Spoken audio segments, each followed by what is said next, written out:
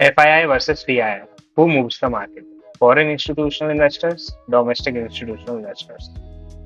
तो hey guys, welcome back to the channel. आज हम बात करेंगे FII वर्सेस DII। तो चलिए शुरू करते हैं।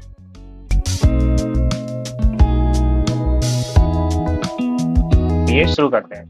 अगर आप न्यूज चैनल या यूट्यूब पर स्टॉक मार्केट एनालिसिस देखते हो तो आपने FIIs ने इतने हजार करोड़ की सेलिंग की या DIIs ने मार्केट को बचा लिया जैसे हेडलाइन जरूर सुने होंगे।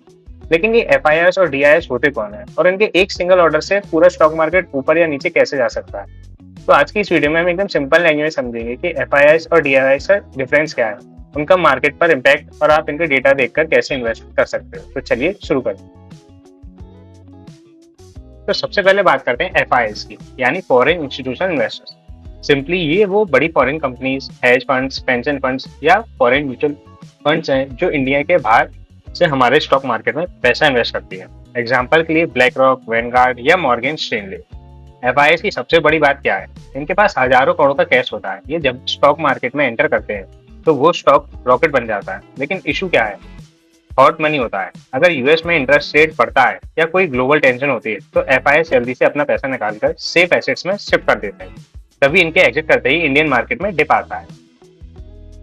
तो अब बात करते हैं DIIs। ये हमारी अपनी इंडियन फाइनेंशियल इंस्टीट्यूशन है, जैसे Indian mutual funds, SBI mutual funds, HDFC mutual funds, insurance company, LIC और इंडियन बैंक।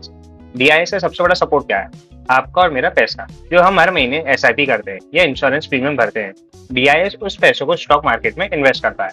जब FIIs पहले करते हैं, इंडियन मार्केट से पैसा निकालते हैं, तो DIIs मार्केट को संभालने के लिए बाइंग करता है।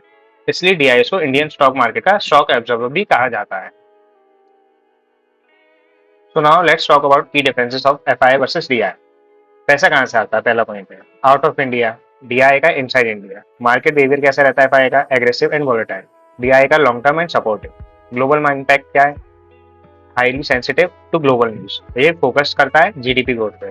प्राइमरी गोल क्या है? मैक्सिमाइज ग्लोबल रिटर्न्स और capital growth and stabilise local market. तो एज एन इन्वेस्टर या ट्रेडर आपको इस डेटा से क्या लेने देना? हर शाम NSE और BSE पर FII DIIs net buying and selling data release होता है। तो पहला है बुलिश सिग्नल। अगर FIIs और DIIs दोनों नेट बायर्स हैं तो मार्केट में स्ट्रॉन्ग मोमेंटम होता है। सेकंड है DII सपोर्ट। अगर FII सेल कर रहा है पर DIIs हेवीली बाय कर रहा है तो मार्केट में क्रैश होने के चांसेस कम हो जाते हैं। अब प्रो टिप क्या है इसकी? सिर्फ FII DII डेटा देखकर स्टॉक मार्केट में स्टॉक मत खरीदो, पर ओवरऑल मार्केट को ट्रेंड समझने के लिए ये डेटा ट्रैक करना बहुत जरूरी है।